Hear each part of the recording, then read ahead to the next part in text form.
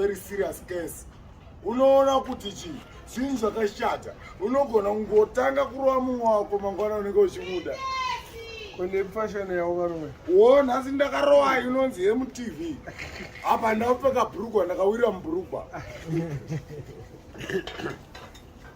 Iya ndakapfeka haisi baby feeder inonzi adult feeder. Yes. Mwari ngaaropafadze vanhu vese vanofarira dzungu.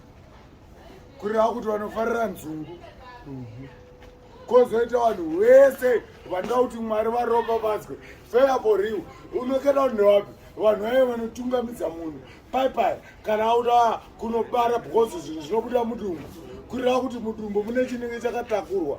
Tese totoenda neambulenzi. Takamutungamidza kumberi kuti anobuditsa zviri mudumbu.